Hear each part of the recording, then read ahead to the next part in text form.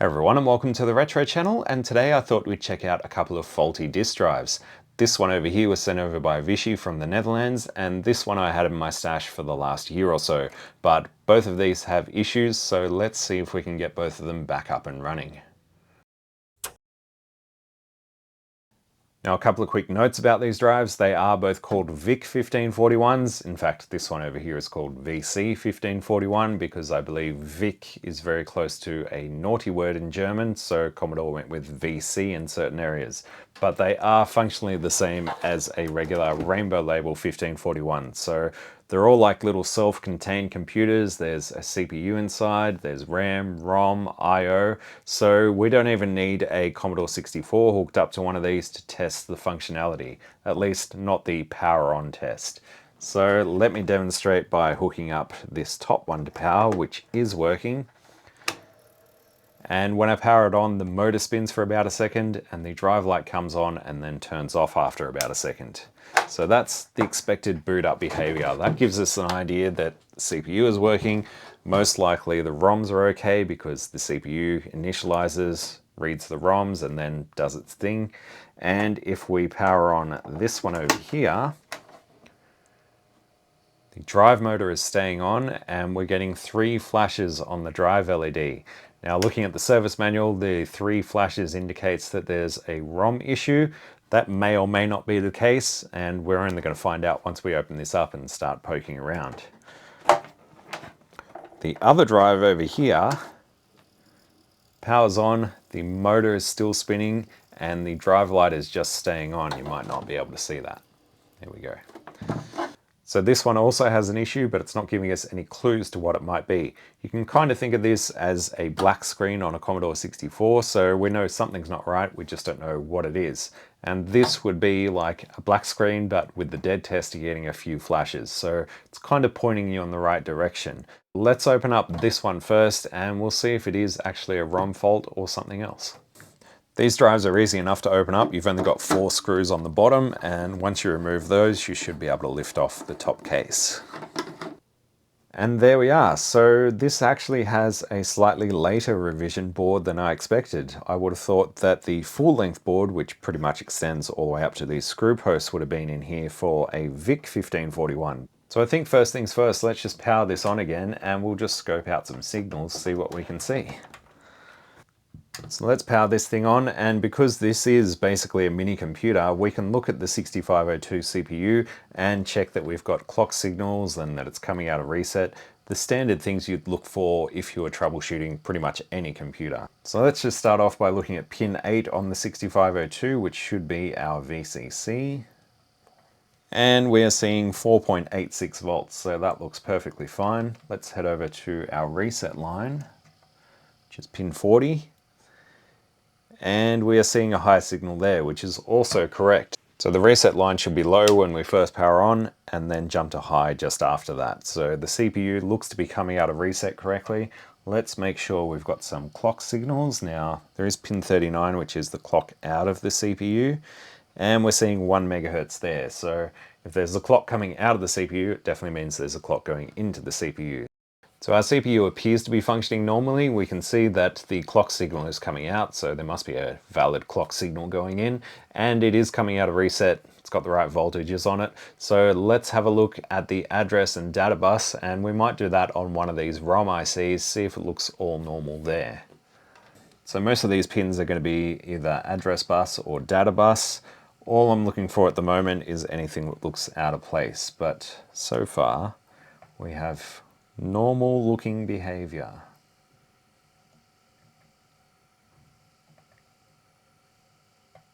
That looks a bit odd though.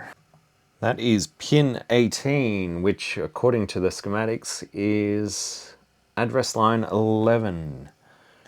Apart from that, everything looks normal. Pin 20, which is the chip select, appears to have normal behavior, so it's being selected and unselected. And on the other ROM, oh yeah, there's our chip select, looks the same. And what's about pin 18? Yeah, we've just got that high at 3 volts. Looks like address line 11 also ends up at pin 14 of UC7, which is a 74LS42. there it is. So I wonder if it's an issue with this logic IC, or maybe one of these ROMs, or perhaps address line 11 just has nothing on it normally. Let's have a look with the thermal cam. Right, well, what we can see is this ROM here getting pretty toasty. Of course, the power supply is hotter than anything else, so if we exclude that, that ROM is the hottest one on the board. Let's pop that out. And with that ROM removed, let's just have a look at address line 11, which was pin 18. Still seeing that same 3 volts, but perhaps that is normal. What about both ROMs removed? Aha! Now we're seeing something different on 18. So we do now have what looks like normal activity on address line 11. The drive LED is just constantly on and the motor's constantly spinning, but that's not a surprise without the ROMs to initialize the system properly. Let's put this ROM back in. And yes, still normal activity on address line 11. So what's it going to be? Is it possibly that this ROM, which is the one that wasn't getting hot, is the bad one? And yep, that ROM I see back in, we're just stuck high. So it's time to place your bets. Do we trust the thermal camera that shows us that one of the ROMs is getting toasty hot and therefore is likely to be a problem? Or do we trust the oscilloscope that shows us that without the other ROM that's staying cool, everything returns to what looks like normal without that ROM installed? Alright, so I've got the TL866 or Mini Pro, whatever you want to call it, and these don't actually support the 24-pin ROMs that we want to read back. So what I've done is made a little adapter with a ZIF socket, and this takes a 24-pin ROM and converts it to the pinout of a 28-pin ROM, which is supported by the Mini Pro. The way I've done that is just with one of these little PCB adapters, which you can find on our channel sponsor, PCBWay. Yes, you can find this little adapter along with so many other fantastic projects in the shared project section on PCBWay. I highly recommend having some of these in your toolbox. They're a very easy way to go from a 24-pin ROM to a 28-pin ROM. So be sure to check out PCBWay and make sure you order some of these with your next PCB order. We thank PCBWay for sponsoring today's video. So yes, normally you'd use one of these to convert a 28-pin EEPROM to a 24-pin ROM footprint, but I've just simply wired this in reverse and put a little ZIF socket on top. So we can now stick our ROM IC in here, stick that into the Mini Pro, and if we open up the programmer software and change this to a 27C64, doesn't really matter which one we select, turn off check ID and turn off the pin detect because obviously it's expecting 28-pin ROM, but we've only got a 24-pin in there, and then we should just be able to read this back. And there we have it. Looks to be correct. The easiest way to confirm this is just by finding a copy of the ROM on Bo Zimmerman's website, zimmers.net. So we need a 901229-03. This one. We can just load that ROM file into the programmer. Then all we need to do is hit verify, and that'll check the ROM that we downloaded against the ROM that we've got in the Mini Pro. Verify successful. So indeed, there doesn't appear to be any issues with the 901223-03 ROM, which is the one that wasn't getting hot, but was what looked like affecting address line 11. So I'll put that back in the drive. Let's test this other ROM. So looking back on Zimmers, we need to find 325302-01. 1541, I think it's this. Let's load that ROM into the Mini Pro. Is it blank? No, it's not blank. And then we'll verify it against the original ROM IC. Ooh, and straight away we get overcurrent protection. So yes, this is able to detect if there's a short on the IC that you put in there, assuming you put it in the right way. And it's saying that this is drawing too much current. So there's a good chance that this one is faulty and that's why it was getting so hot. So we need to make a replacement. So it looks like I'm going to be using this little adapter board. No, scratch that idea. I don't actually have any EEPROMs on hand. So let me check my other drives. I'm pretty sure I've got a couple with faulty read-write heads. Maybe I can steal a ROM from one of them. And it looks like we're in luck. So yeah, this is one of the Neutronics drives, which normally fail with open heads, and this one is no exception. But it does have the ROM that we need. So with any luck, it'll still be good. And there's an easy way to confirm that. Pop that in there, verify, go. Success. All right, let's get this good ROM into our drive, see if it works.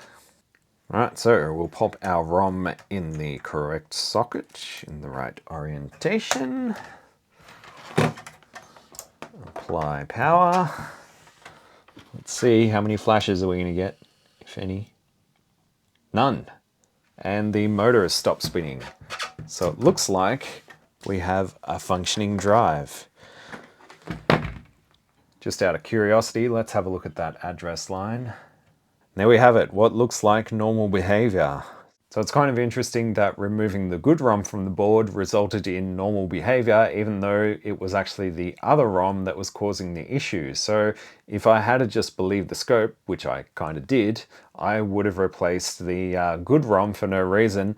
And it's good that I had the thermal cam on hand, because otherwise I probably wouldn't have noticed that that chip was actually getting hot. So the next step is obviously hooking this up to a computer and making sure that it responds to commands and can read and write disks. But before we do that, let's look at the other drive, see if we can get both of these at least booting correctly, and then we'll look at whether or not they'll actually read any disks. All right. Aha. This is one of the longer boards, so it pretty much goes the whole length of the drive. This is what I expected to see in our other drive. So you can see there is quite a size difference between these boards, and there is a lot more discrete logic on this slightly older board. That should be fun. So standard checks to begin with. Let's check our CPU, make sure we're getting voltage there. A solid 5 volts. So once again, CPU is coming out of reset. We've got a regular clock signal. Let's just see. Yep, that all looks normal. Let's go back to these ROMs again.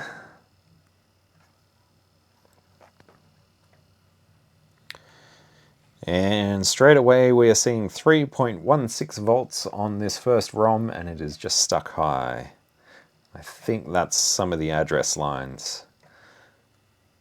And it looks like that all around. Both the address and data bus look to be stuck high. Yep. At least the parts of it that are going to these ROMs. Let's pop the ROMs out, see if that changes. Start with that one.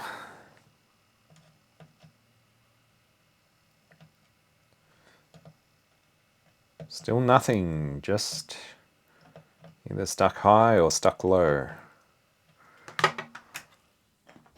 Pop out the other ROM. Still stuck high or low. So perhaps not a ROM fault. Well, nothing's getting unusually hot. This over here is a VIA. This is the other VIA. CPU's there. This here is the SRAM, which is kind of warm. This ROM over here is getting up there though.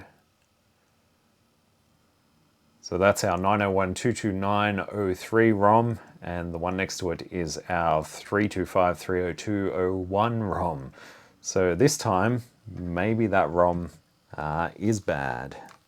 Although taking it out of the board doesn't change the behavior. Maybe our CPU. So it appears that the whole data and address bus does absolutely nothing, even at first power on. Oh, that's a clock signal. We've got clock.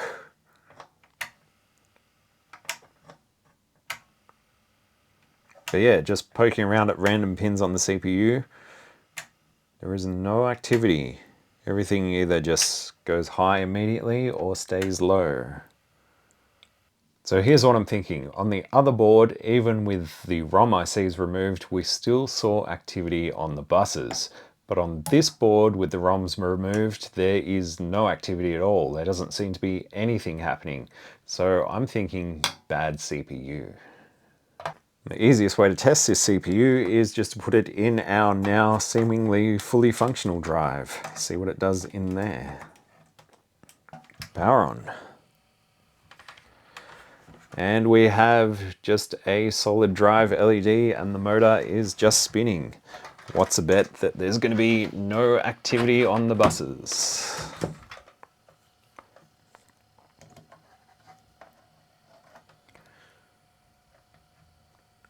Alright, there is some activity. Huh.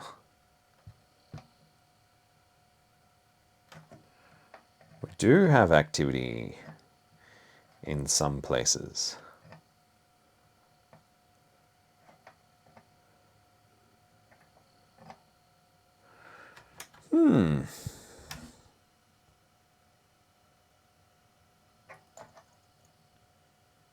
We did have activity. This time everything is just stuck high again. So maybe it almost started working and executing code on that one power up. But now everything just goes immediately high once again. So almost certainly we have a bad CPU.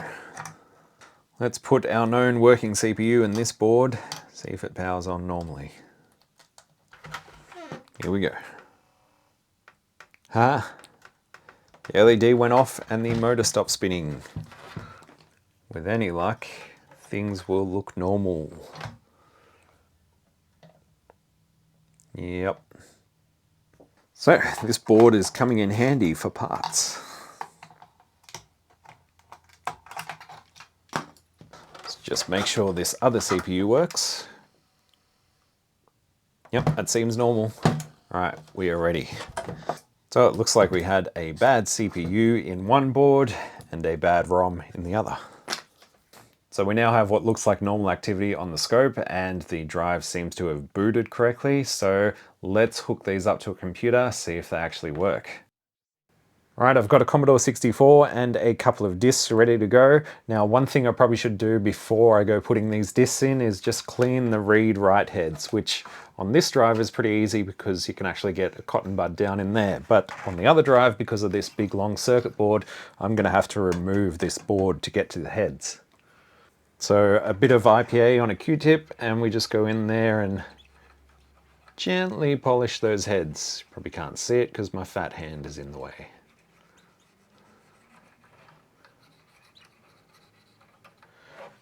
And nothing much came off that one. Not a big surprise. Let me take the screws off this one and we'll just give this one a quick clean as well. And yeah, nothing came off really, but at least I know that it's been done. And I just noticed that there's nothing plugged in here. I think that's the actual drive heads. Yes, and the cable is stuck down in there.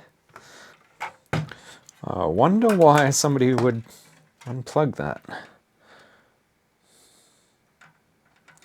Oh, that could have been annoying. In fact, let's just test the continuity of their heads. This will give us an idea if we've got any open heads in these drives, which seems to be a common fault with the Neutronics drives, which are the ones that have the little lever at the front. On the ALPS mechanisms, the ones that have these push-down flaps, it doesn't seem to be such an issue, but we can quickly find out if these heads are in good condition. So testing from the red wire to the yellow, 26 ohms, and then the next one across, 16 ohms, and then 31 ohms, which is what we'd expect to see. Usually you're going to get about 15 to 35 ohms, depending on which wire you're checking. But if you read anything over that, there's a good chance that you've got open heads. So again, 28 ohms, 16.6, and 32.7. So it looks like our heads, at least, are not open circuit. With any luck, these will both just work. So the easiest way to test these drives is just to use the 1541 diagnostic test from World of Janie. So let's load that up. So first we'll do the alignment test. So you do need a pre-formatted disk, preferably one of these Commodore test demo disks, but maybe a game disk or something like that. As long as it's not one that's been written on your own 1541, that way you can actually trust the figures, because if you have a disk that's written on a drive and then you go to check the alignment on that same drive, it's going to match perfectly because the disk was written with the same drive that it's reading back from. So let's hit A for alignment check and let it do its thing.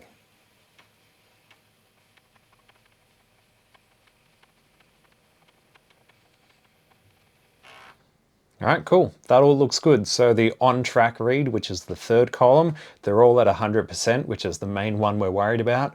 The between-track read doesn't matter so much. Even if you get random figures there, chances are the drive is in pretty good alignment. As long as you're getting 100% in that on-track read, you should be fine.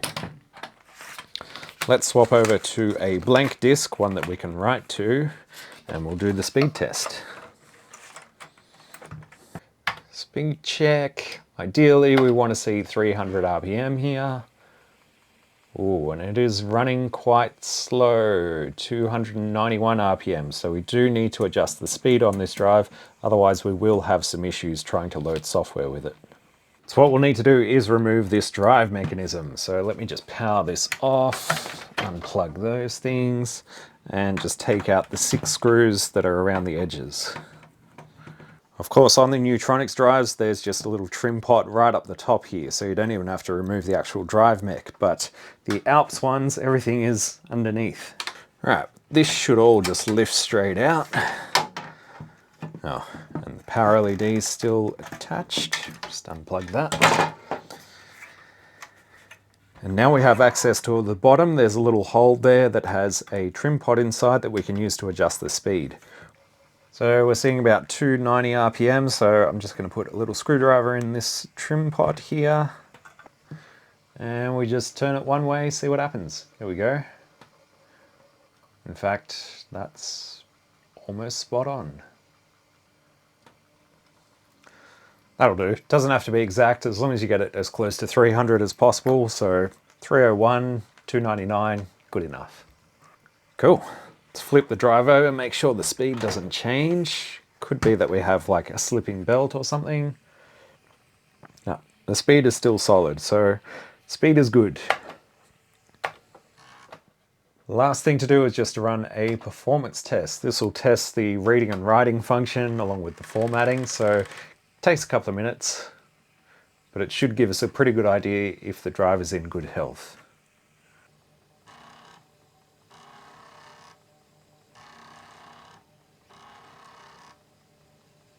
Passed. So this drive should be good to go. Let's try the other one. Right, I'm just going to do the same test procedure with this drive. If there's anything exciting, I'll show it, but if not, we'll just jump to the next part of the video, I guess.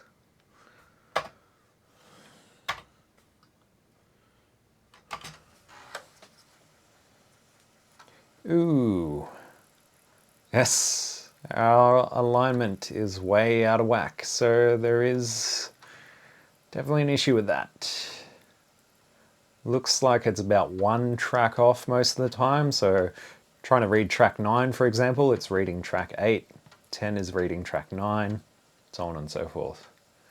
So yep, well out of alignment. That is not going to work properly. Okay, we need to take the board, well, the whole drive mech out of this one as well then. Okay, so with the drive free from the case, we're going to flip it over and find the stepper motor, which is this big guy right here. All I'm going to do is back off these 2 screws that hold it in place. They're normally held in by a little bit of sort of locking glue, but this one has already been broken off. So somebody's already been in here and adjusted the stepper motor. The other thing I'm going to do while we're in here is disconnect these things. And I'm going to back off the 0 stop sensor, which also may have already been adjusted. And the reason I'm doing that is because when we adjust the stepper motor itself, that's going to change the position of where our track 0 is going to be. So these drives all have a fallback where if they can't find a particular track that they're looking for, they'll just step the head back 35 tracks, and that will put them back on track 1 because they'll just hit the 0 stop sensor regardless of where they are previously. So the drive doesn't actually have a sensor to tell it when it's hit track 1 or track 0. It just uses this bump stop and just steps the head back 35, or I think it's even 40 times. So if we change the alignment of the drive, that's also going to change where our gap between the 0 stop sensor is going to need to be. So I've just backed that off for now, but we're going to focus on getting the stepper motor aligned properly first. Load up the diagnostic cartridge again, alignment check, and we're just going to start the alignment test. And I'm just going to carefully adjust this stepper motor until we see the right figures on the test. And that's already looking pretty good. So we're reading track 6 as track 6, but we're getting 100 plus on the in-between track. So we want to try and get that down closer to 0, just like that. And now, without disturbing the alignment of this thing, just going to tighten these screws back down. Still looking okay. It's gone up a little bit. I probably back these off too much.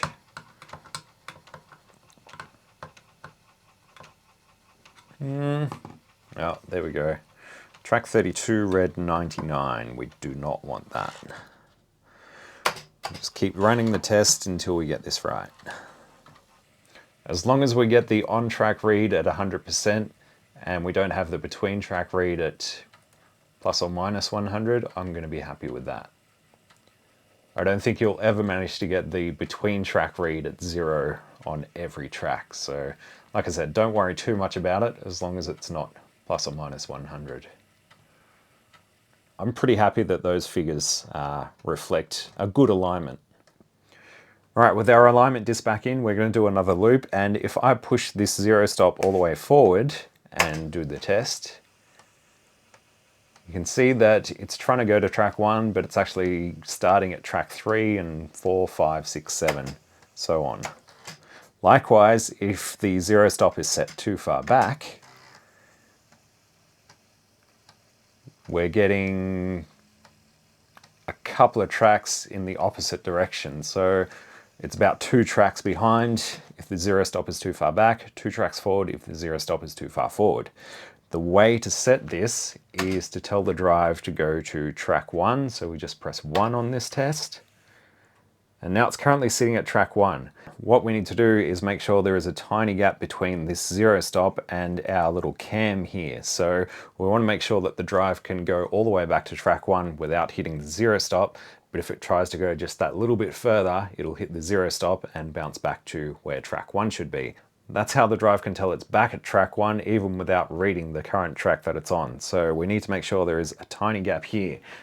And for that, I'm going to set a gap of 0.1 inches or 0.254 millimeters with this feeler gauge. So stick that in between where that cam is and the 0 stop.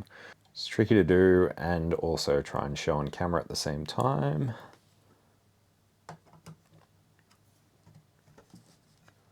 Make sure our 0 stop is pushed right up against this feeler gauge, which is pushed right up against that part of the camshaft. So if I zoom in, you should be able to see there is a very tiny gap between these two, and that should be 0.01 of an inch.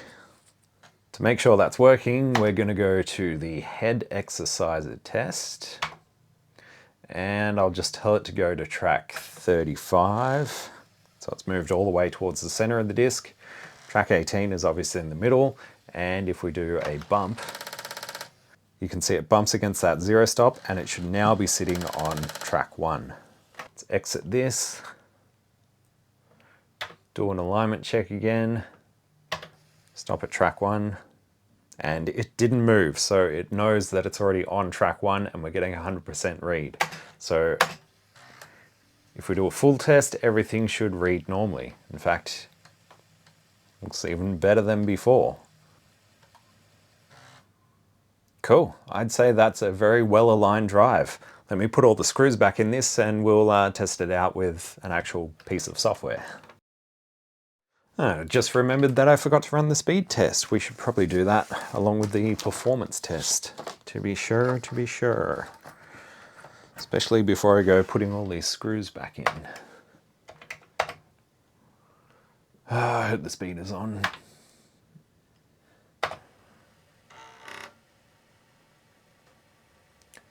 Speed is perfect. All right. I'll go through the performance test while I put all these screws back in, but dare I say we won't have an issue. Famous last words. There's that zero stop. Cool, performance test passed. Don't want to run it again. Let's try out loading up a program. Now what the hell, let's use Wonderland 13 to test these out. This demo is pretty intensive on the disk drives. They need to be pretty accurate because when it's trying to load through this demo, they need to hit those tracks early on. If there's a read error, then the demo will just crash. So I think that's our best bet to test out both of these drives, but I might do all of that off camera. I doubt there's going to be an issue. So far it's looking pretty good. And I don't have the sound connected, but that's fine. If you want to see the Wonderland 13 demo, I'll link to it in the description somewhere. I'm sure there's a YouTube video on it. It's a pretty good demo. I think that is it. So that's how I align the stepper motor and the zero stop, but there are other ways of doing it. You can use an oscilloscope to do it, but I found this method works perfectly fine. So that's how I like to do it. And sometimes you can get away without actually adjusting the zero stop, but I recommend that if you're changing the alignment, you also reset the zero stop. Anyway, I think that is it. We now should have two fully working VIC-1541 disk drives. And yeah, that was a bit of fun because we had both an electrical fault or a logic fault and also a mechanical fault. So we got to pretty much cover everything, I think. Well, almost everything. I mean, can't expect to cover every single thing in a single video, but I hope you enjoyed it. If you did, be sure to like, subscribe, all that stuff. And of course, a massive shout out and thank you to all my patrons. If you want to become a patron and support the channel, you can find links to that in the video description. You'll also get ad-free early access by doing that. But until next time, thank you all for watching, and I will see you in the next one. Bye.